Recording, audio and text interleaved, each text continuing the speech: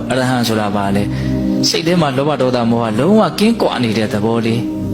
အပူမရှိလို့ငြိမ်အေးနေတယ်အရှုပ်တွေမရှိလို့ရှင်းနေတယ်ဆင်းရဲတာတွေမရှိလို့ချမ်းသာနေအဲ့ဒီအနေအထားလေးကိုအာရုံပြုနိုင်ဖို့လိုတယ်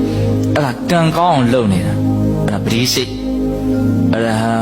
ကိလေသာအပူကင်း၍ငြိမ်အေးတော်မူသောမြတ်စွာဘုရားပရိတလုံးချပရိစိတ်ရင်ဘာအကျိုးရှိတော့အနည်းဆုံးတော့108ခေါက်တော့ဆင်ခြင်မိမယ်လေအဲ့တော့အရဟံလို့ဆိုနေတာတဲ့ဘုံဘုံကတော့အဓိပ္ပာယ်လေးပါတွဲပြီးတော့ဆိုနိုင်ရင်ပို့ပြီးတော့သဘောကျတယ်အရဟံကိလေသာအပူကင်း၍ငြိမ်းအေးတော်မူသောမြတ်စွာဘုရားတခါလည်းပအောင်လို့နော်အဲ့ဒါဘာလို့တာတော့ကံကောင်းအောင်လုပ်တာကံစိတ်ဥဒုအာဟာရအကြောင်းတရားတွေကိုကောင်းအောင်ပြင်နိုင်မှဘုံဘုံတို့ရခြင်းတဲ့အကျိုးရလဒ်ကောင်းတွေထွက်မှာတရားကိုမျက်ချင်မပြတ်နဲ့ဟုတ်လားဟုတ်ကံကောင်းအောင်လုပ်ကံပြီးတော့ပါလားကံကောင်းအောင်နှစ်နည်းပြောမလို့ပြောနော်တနည်းရပါဆိုမေတ္တာတရားကိုယ်စေတနာလေးတွေဖြူရှင်တန်ရှင်းနေအောင်ကိုယ်ကံတွေမြင့်နေအောင်ကံတွေအစဉ်အတန်းရှိအောင်မေတ္တာထားရမယ်တတ်တော်အားလုံးရဲ့ပုံမှာချမ်းသာစေခြင်းနဲ့ကောင်းစေခြင်းနဲ့စိတ်ကလေးကိုမေတ္တာလို့ခေါ်တာ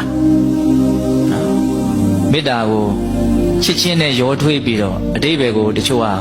ကောင်းကောင်းနားမလည်ကြတာရှိတယ်မေတ္တာဆိုတာတတ်တော်အားလုံးရဲ့ပုံမှာချမ်းသာစေခြင်းလားဘေးရန်တွေကင်းစေခြင်းနဲ့ကျန်းမာရေးကောင်းစေခြင်းနဲ့နှလုံးစိမ်ဝမ်းငြိမ်းအေးစေခြင်းနဲ့အရှင်မပြေတာဘာမှဖြစ်စေခြင်းဘူးအရှင်ပြေတာတွေဒီဖြစ်စေခြင်းနဲ့ကောင်းစေခြင်းတတ္တဝါတွေရဲ့အကျိုးစီးပွားကိုလိုလားတဲ့စိတ်ကလေးအလွန်အဆင့်အတန်းမြင့်တဲ့စေတနာလေးအလွန်ကောင်းတယ်အဲ့ဒီမေတ္တာစိတ်ခဏခဏဖြစ်အောင်လုပ်ပြီးတော့လည်းပဲကိုယ့်ရဲ့ကံကိုမြင့်တင်ရပါနော်အဲ့ဒါကိုလည်းနှုတ်နဲ့အရင်ရွတ်ဆိုအလုံးသောတတ္တဝါတွေဘေးရန်ကင်းกว่าကိုယ်ရှိနေပြကြမှာချမ်းသာကြပါစေဒါလို့ဆိုရင်ရပြီ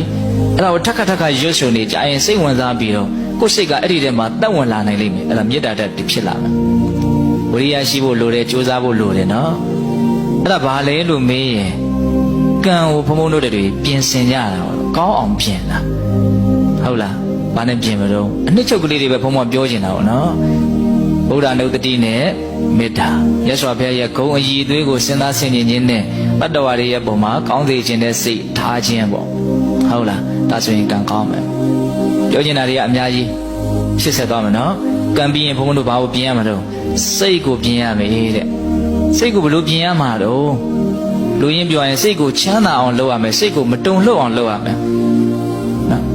စိတ်ကိုမဆင်းရဲစေရဘူးစိတ်ကိုမတုန်လှုပ်စေရဘူးစိတ်ကိုချမ်းသာစေရမယ်စိတ်ကိုတည်ငြိမ်စေရမယ်ဆိုအဲ့ဒီခံယူချက်ရှိရမယ်နှစ်ချက်ပြောတယ်နော်